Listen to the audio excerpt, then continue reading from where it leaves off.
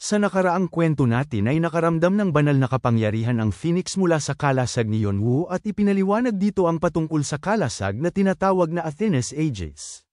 At sa pagpapatuloy ng kwento, ang Athena's Aegis ay may tatlong kakayahan at ang una ay ang tinatawag na Gorgon's Curse at may kakayahan nitong itaboy ang kahit anumang kasamaan at nagdadala ito ng malakas na sumpa na magiging bato ang kahit na sino man ang tumingin sa mga mata nito. Ang ikalawang kasanayan naman ng Athena's Aegis ay tinatawag na Goddess Weapon at ang kakayahan na ito ay binibigyan nito ang nagmamay-ari ng pagpapala na poprotektahan nito ang nagmamay-ari mula sa mga malayuang pag-atake at magpapakawala ng malakas na aura na magagawang basagin ang espiritu ng kanyang kalaban at bibigyan rin ito ang mga itinuturing kakampi ng nagmamay-ari sa tiyak na sakop lamang. Ang pagpapala ay pinapalakas nito ang kanyang mga stats at sigla sa 10% at tumataas din ang panlaban niya sa lahat ng katangian ng 15%, ang area ng sakop ng effect at ang bilang ng mga tatanggap ay tataas ng proporsyon sa kanyang karunungan sa kanyang kasanayan. Ang pangatlong kasanayan niya naman ay hindi niya pa maaaring mabasa dahil selyado pa ito. Napangiti na lamang si Yonwoo dahil ayon sa kanya na ang artifact na ito ay parang pandaraya na dahil sa lakas nito. Ang Athena's Aegis ay mayroong dalawang katangian na pagdepensa at pag-atake. Kaya siya nitong proteksyonan laban sa mga dark spell at nilalagyan pa nito ng batong sumpa ang mga kalaban sa malawak nitong sakop. Hinimas niya naman ang kanyang kalasag at sa isip-isip niya na hindi lang yun ang mahalagang katangian ng kalasag. Mayroon itong crowd control na kasanayan. At may kakayahan nitong dagdagan ang lakas ng kakampi at bawasan ang lakas ng kalaban. Karaniwan ang ganitong klaseng kasanayan ay para lamang sa mga Lord class gayunpaman kahit na ang Lord ay nagkakaroon din ng limitasyon sa kanilang mga kasanayan. At ang tanging mapupunterya lamang ng mga kalaban ay ang kanilang mga alipores. Sa kabilang banda naman ay ang Athena's Aegis ay bibigyan lamang ng dagdag na lakas ang mga itinuturing kakamp ng gumagamit nito. Ang ibig sabihin lang nito ay ang mga alipores ni Yonwoo o ang mga sumusunod sa kanyang utos at makakatanggap ng dagdag na lakas. Sa isip-isip naman ni Yonwoo na higit na mas maganda pa ito kaysa sa binanggit ng kanyang kapatid sa kanyang journal. At naisip niya naman na sa ngayon ay hindi na siya mamamroblema kahit na itapon niya pa ang kanyang punyal sa malayo. Lumingon naman siya at sa isip-isip niya naman na mayroong downside lang ito. Nang pinagmasdan niya ang mga mahihinang espiritu ay nanginginig ito sa takot at bigla namang lumabas sa kanyang sistema na ang kanyang alipores ay natatakot sa kanyang isang item sa pamamagitan lamang ng pagtingin.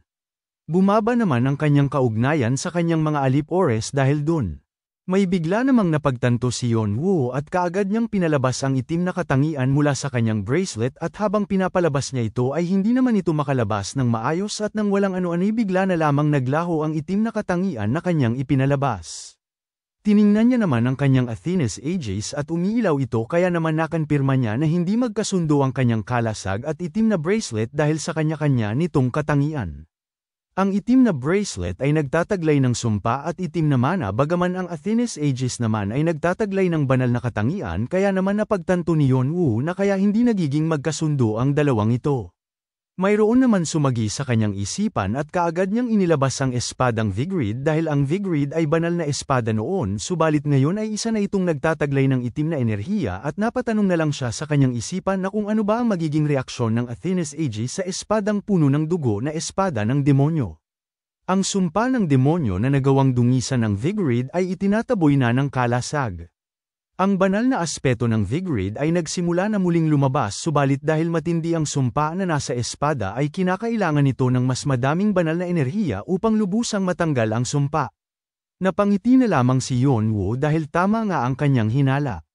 Bigla namang nagsalita ang Phoenix dahil nakita niya ang pangyayari at sinabi niya na inayawan nito ang bracelet ng kamatayan subalit taos-puso naman itong tinanggap ang sumpa ng espada kaya naman napasabi na lamang siya na napaka-interesante nito at pinagmasdan niya naman ang mga item ni Yonwoo at napasabi na lang siya na isang masama at isang banal na item dagdag niya pa na hindi karaniwan sa tore na bigyan ang isang manlalaro ng kakaibang mga artifact at sinabi niya pa na malalaman din niya kung bakit siya binigyan ng item na ganyan ng tore. Pinasalamatan naman siya ni Yonwoo at bigla namang humingi ng pabor ang Phoenix sa kanya na siyang ikinagulat niya naman. Agad namang sinabi sa kanya ng Phoenix na ligtas namang napisa ang lahat ng tatlo niyang itlog kasama na ang pinakabata na kanyang nasagip.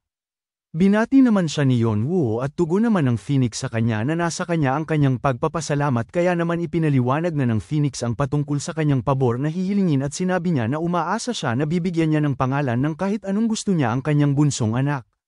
Maya-maya pa makalipas ang ilang sandali ay agad namang tumungo si Yeonwoo sa teritoryo ng Phoenix at dito binubuhat niya na ang kanyang papangalanan na bunsong anak ng Phoenix habang masayang-masaya naman ang maliit na Phoenix habang nahihirapan naman si Yeonwoo sa paghawak nito. Nang makita yun ng Phoenix ay sinabi niya naman na kahit na ang kagaya niyang tao ay nahihirapan din. Hinawakan naman ni Yeonwoo ang batang Phoenix at napangiti naman siya dahil nakakaramdam siya ng init nito. Minungkahi naman ng Phoenix sa kanya na pangalanan niya na ito. Kaya naman lumabas sa kanyang sistema at ayon dito gusto ng Phoenix na pangalanan niya ang kanyang anak at tinanong siya ng sistema na kung tatanggapin niya ba ang kahilingan ng Phoenix. Kinilatis naman ng maigi ni Yeonwoo ang batang Phoenix at nag-isip siya ng astig na pangalan at nang makapagdesisyon na siya ay agad niya namang sinabi na ang ipapangalan niya sa batang Phoenix ay Chirpy. Nang marinig yun ng nanay ng batang Phoenix ay naging bato naman ito dahil hindi niya inaasahan ang ipapangalan sa kanyang bunsong anak. Napansin naman ni Yeonwoo ang reaksyon ng Phoenix at tinanong niya ito na kung mayroon bang problema. Nagmaang-maangan naman ang Phoenix at tugon niya na wala naman at okay lang siya at natitiyak niya naman na magiging okay din ang lahat. Pinindot na ni Yeonwoo ang accept at lumabas sa kanyang sistema na napangalanan niya na ang bunsong pangatlong anak ng Phoenix na Chirpy. Nagawa niya namang makipag-ugnayan kay Chirpy. Si Chirpy ay may impluwensyahan niya ng husto. Ang kaugnayan ni Chirpy sa kanya ay tumaas ng husto. Nakabuo naman siya ng kontrata sa isang maalamat na hayop at dahil dito ang lahat ng mythical beast na maliban sa demonic beast ay hindi na gaanong agresibo sa kanya. Habang hinahawakan niya ang Phoenix ay naramdaman niya naman na may bumubulong mula sa loob ng kanyang katawan. At dito biglang lumabas sa kanyang sistema na ang kanyang espiritual na paglago ay nakumpirma na. At ipagpapatuloy ng muli ang kanyang body awakening progression.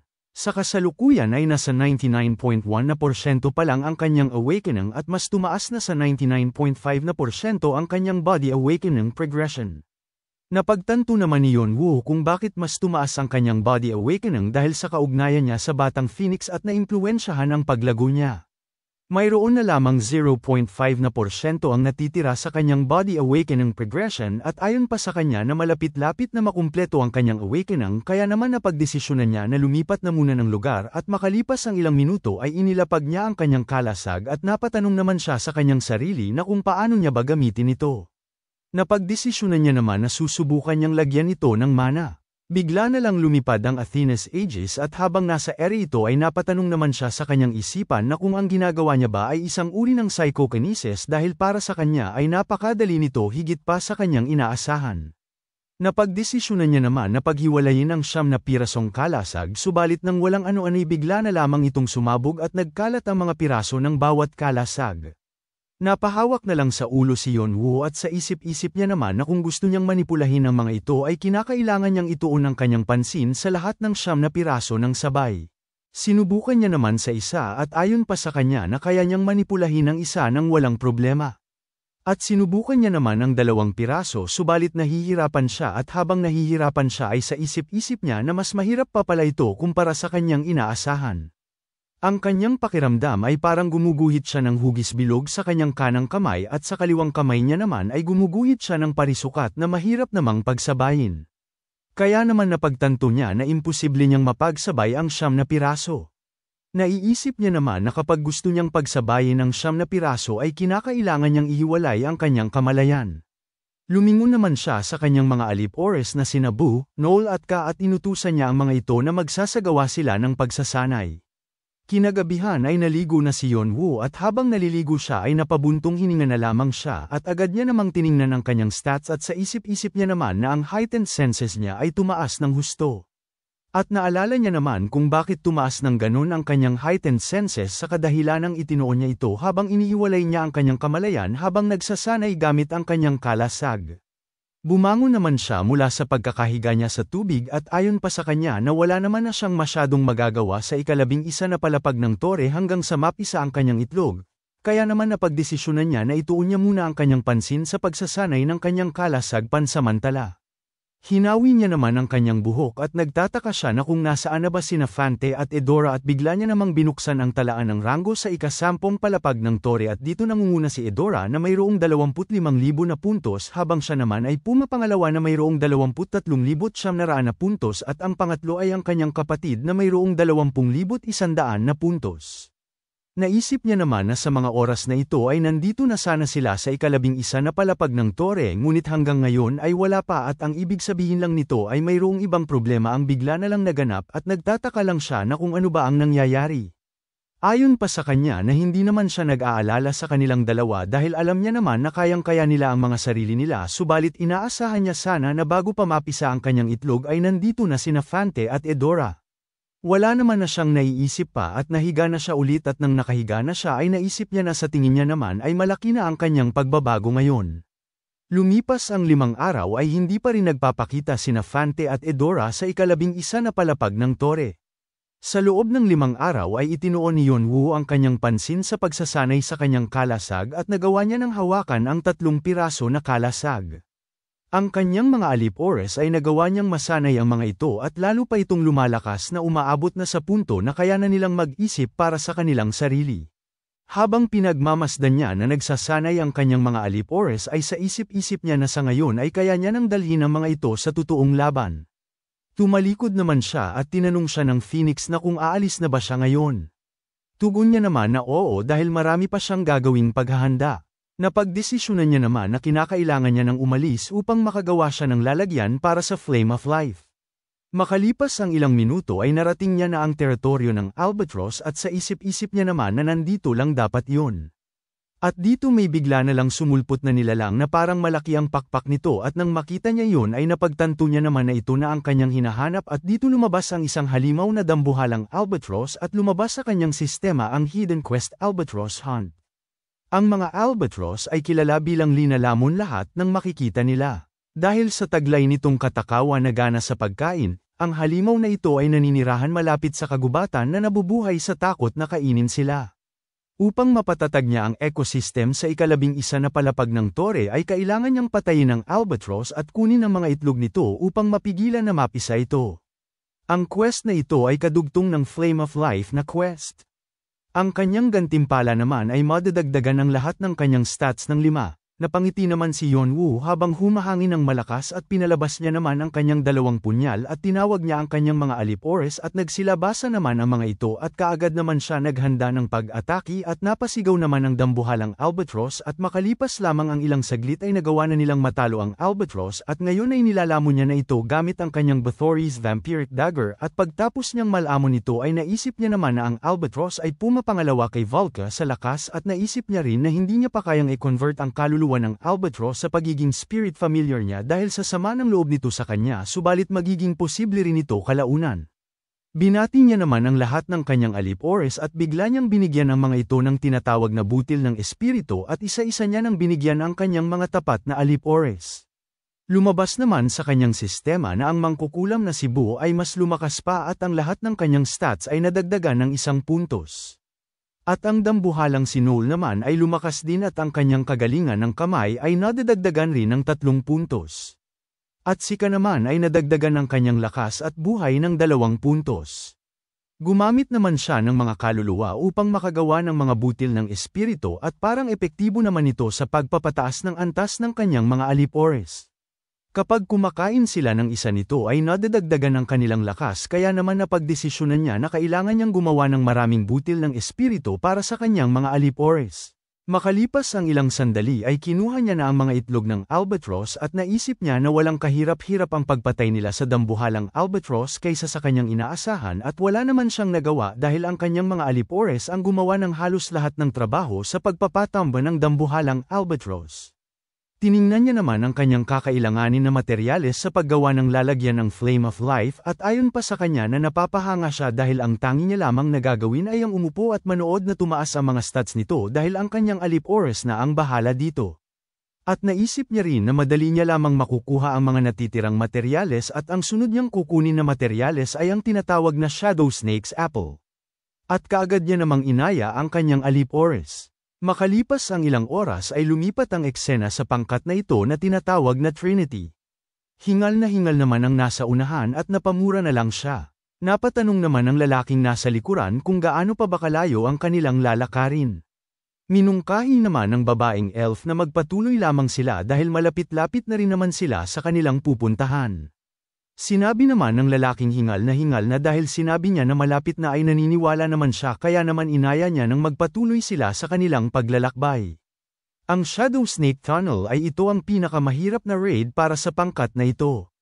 Ang ahas ay nagtataglay ng lason na nagpaparalisa at nag-eepekto agad ito kahit na isang kagat lamang at kahit anong oras ay pwede silang atakihin ng mga ahas sa tunnel na ito. Ang pangkat na ito ay naglalakbay na ng 5 araw sa tunnel na ito. Ubos na rin ang kanilang stock ng panlunas at kung karaniwang raid lamang ito ay matagal na silang umatras subalit malayo-layo na rin ang kanilang nilakbay upang bumalik pa at sa dulo ng tunnel na ito ay mayroong naghihintay na papawi ng kanilang hirap at pagod na kanilang iniinda dahil ang kanilang layunin na makuha ay ang Shadow Snake's Apple. Patuloy lamang sila sa paglalakad at sa isip-isip naman ng nasa unahan na lalaki na kapag napasa kamay na nila ang kanilang layunin na mansanas ay hindi na nila dadanasan ang ganitong hirap dahil kayang-kaya na nilang talunin ang dungeon na ito ng isang daliri lang nila. Makalipas ang ilang oras ay narating na din nila ang pintuan. Umaliwalas naman ang kanilang mga mukha at hindi masukat ang saya na kanilang nararamdaman dahil sa wakas ay nakarating na sila sa pintuan na kung saan ang kanilang layunin na Shadow Snake's Apple ay nasa likod ng pintuan na ito. Sinabi naman ng lalaking may kalasag sa kanila na alam niya na masaya sila sa ngayon ngunit masyadong maaga pa para magdiwang at minungkahi niya naman na maghanda sila sa paglalaban dahil sa ngayon ay kailangan muna nilang mag-focus. Binuksan niya naman agad ang pintuan at sa loob ay sumilip ang liwanag at nang tuluyan na nilang nabuksan ang pintuan ay nagsihanda naman sila sa pag-ataki at maya-maya pa ay nagulantang naman sila sa kanilang nakita dahil hindi nila inaasahan na wala ng bunga ang puno ng Shadow Snake's Apple. Sa kabilang banda naman ay nakumpleto na ni Yonwoo ang kanyang quest at lumabas naman sa kanyang sistema na nakagawa na naman siya ng bagay na hindi karaniwang magagawa. Sa isip-isip niya naman na hindi na siya nagugulat dito dahil maraming beses niya na itong nakita. Kinagabihan ay tumungo na siya sa syudad na tinatawag na Barak. At dito habang naglalakad siya ay dinig niya ang mga pag-uusap ng mga tao sa paligid. At dito nagtatanong ang lalaking may buhok na kung sino ba ang lapastangan na kumukuha ng lahat ng mga materyales at sinabi naman ng kalbong barumbado na sinamit niya ang lahat ng pagkukunan ng materyales at walang itinira kahit ni isa. Napatigil naman si Yonwoo sa paglalakad at narinig niya na mayroon nagsabi na alam niya na magbabalik pa muli ang materyales subalit wala nakakaalam kung gaano katagal pa ang kanilang hihintayin at dagdag pa nito na natitiyak niya na tatanda na lang siya bago niya pa makumpleto ang quest niya. Nang marinig yun ni Yonwoo ay nalulungkot naman siya dahil sa kanyang narinig ngunit wala naman na siyang magagawa dahil kailangan niya ang mga materyales upang makagawa ng paglalagyan ng Flame of Life. At ayon pa sa kanya nakakamkamin niya pa rin ang mga materyales kahit na wala siyang quest. Sinuri niya naman ang paligid at nang masuri niya na ay naisip niya naman na ang syudad na ito na tinatawag na Barak ay ang pinakamalaking syudad sa ika-11 na palapag ng tore ay kilala bilang isang mapayapa at masiglang lugar. Hindi niya naman naiisip na dahil sa kanya kaya naging mabigat ang paligid kaya naman nagtataka siya kung mayroon bang nangyari. Bigla naman siyang may narinig na sumigaw at dito sumisigaw ang lalaki na tumabi sila sa kanilang daraanan at nagmayabang pa ito na tinanong na kung hindi ba nila sila kilala. Nakita naman ni Yonwoo ang marka kaya naman nakilala niya agad ito at ang clan na ito ay tinatawag na Behemoth at nagtataka naman siya dahil hindi naman sila gumagala sa mababang palapag ng tore at napatanong na lang siya sa kanyang sarili na kung bakit ba sila nandito. Ang Behemoth na clan ay katulong ng Azure Sword Clan at napagtanto naman ni Yonwoo na dahil kumikilos ang mga ito ay natitiyak niya na mayroong nangyari sa Azure Sword Clan. Habang pinagmamasdan niya ang mga ito ay napagdesisyonan niya naman na kailangan niyang malaman kung ano ang nangyayari. Pinuntahan niya naman ang isang lugar na may signage na parang bituin at agad naman siyang pumasok at pagkapasok niya ay puno ng usok ang paligid ng lugar at napansin naman siya ng mga tao doon at isa na doon ang kalbo na sugarol na barumbado na nagsisigarilyo habang nagsusugal. Ramekta naman agad si Yonwoo sa barista at agad niyang nilapag ang sisidlan ng pera sabay sabi niya na mayroon siyang bibilhin. Sinabi naman ng barista na malugod nilang tinatanggap ang mga bisita na maraming pera at tinanong niya ito na kung ano ba ang item na gusto niyang bilhin. Tugon naman ni Yonwoo na gusto niyang bilhin ang tinatawag na Skybug's Wings at hiling niya na gusto niya bilhin ang lahat ng kanyang makakaya. Tugon naman ng barista na palagi silang mayroon ng maliit na bagay na yan. Kinumpirma naman ni Yeonwoo na kung yun bang nanggaling sa Valon Forest sa ika-31 na palapag ng tore. Tugon naman ng barista na mayroon silang stock ngunit malaki ang magagastos niya dito dahil mahal ito subalit sa halaga na kanyang inaalok ay sapat na ito upang makuha niya ang gusto niya. Agaran namang ibinigay ng barista ang binili ni Yeonwoo at sinuri niya naman agad ito.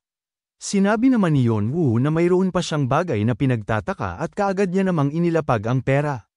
Habang nilalapag ni Yeonwoo ang pera ay pinuri naman siya ng barista aniya na napakabuti nitong tao kaya naman tinanong niya na ito na kung ano ba ang nais niyang malaman. Tinanong naman siya ni Yeonwoo na kung mayroon bang nangyayari dito sa ika-11 na palapag ng tore dahil nakita niya na ang behemoth na clan ay gumagala sa labas. Natigilan naman ang barista sa kanyang ginagawa at inilapag niya ang baso sabay tanong niya na kung ito ba ang kauna-unahan niyang nakatungtong sa ika-11 na palapag. Tugon naman ni Yeonwoo na nakarating na rin siya sa mga malalaking syudad kamakailan lang. Napahawak na lang sa batok ang barista sabay sabi niya na kaya pala na hindi niya alam kung ano ang nangyayari dito ngunit hindi niya alam kung paano ba uumpisahan kaya naman tinanong niya si Yeonwoo na kung alam niya na ba na ang Red Dragon at Azure Sword Clan ay may alitan sa isa't isa. Nang marinig yun ni Yeonwoo ay nanlaki naman ang kanyang mga mata at dahil sa gulat niya ay umapaw ang aura ng kamatayan sa kanyang katawan at kumalat sa buong lugar. At dahil sa lakas ng kanyang aura ay nauga naman ang paligid at napamura na lang si Yeonwoo dahil hindi niya napigilan ang kanyang sarili. Minungkahi niya naman sa barista na ipagpatuloy niya ang kanyang sinasabi at sabihin niya sa kanya ang lahat ng detalye. Sinabi naman ng barista na wala talaga itong kaalam-alam sa mga nangyayari. Kaya naman ipinaliwanag niya na nagkaroon ng paglalaban sa pagitan ni Bahal na mula sa Red Dragon at kay Leonte na mula sa Azure Sword Clan sa labas ng distrito. At si Leonte lamang ang mag-isang nakatakas. Dagdag niya pa na sa ngayon ay nagdeklara na ang dalawang clan ng digmaan sa isa't isa at ngayon ay malapit ng sumiklab ang malawakang digmaan.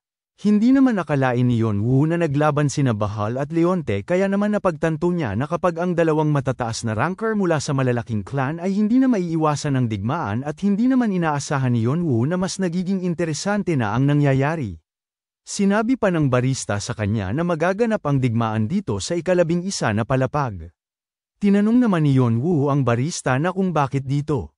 Tugon naman ng barista na dahil maraming rason kung bakit dito gaganapin subalit ang pangunahing rason kung bakit dito gaganapin ay ang kasaganaan ng pagkukunan at ang lugar na ito ay madali lamang makakakuha ng mythical beast at naisip naman ni Yeonwoo na mayroong punto ang barista dahil lang mga mythical beast ay mahusay na tulong para mapalakas ang kapangyarihan ng bawat isa. Kaya naman ang mga manlalaro na nagnanais na palakasin ng mabilis ang kanilang sarili ay kinakailangan nilang mag-ipon ng mga kailangan nilang materyales upang ma-evolve ang kanilang mythical beast upang ihanda ang kani-kanilang mga sarili sa paparating na digmaan. At ngayon ay nandito siya at kinukuha niya lahat ng materyales na kailangan ng manlalaro para sa digmaan kaya naman napagtanto niya na alam niya na sa ngayon kung bakit masama ang loob ng karamihan sa kanya. Kaagad naman niyang nilisan ang lugar at napagdesisyonan niya na kailangan na niyang magmadaling umalis dito bago pa man magsidatengan ang maraming manlalaro sa ika-11 na palapag. Tinanong naman ng pulang buhok na ito ang barista kung ano ba ang mayroon sa lalaking kaka-alis lang dahil umaapaw ang aura ng kamatayan sa kanya. Inutusan naman siya ng barista na magmadali na siyang puntahan ang lalaking iyon baka sakaling madami pa silang malalaman na mga interesanteng impormasyon. Tinanong naman siya ng lalaking pula ang buhok na kung sinasabi niya ba na magpapakamatay na lang siya dahil kung titingnan niya palang ito ay alam na niya agad na isa itong mandaragit. Tugon naman ng barista na alam niya kaya niya siya inuutusan na sundan niya ang isang yun. Nagtatakang tanong naman ng lalaking kulay pula ang buhok na kung ganun ba kaimportante ang taong yun.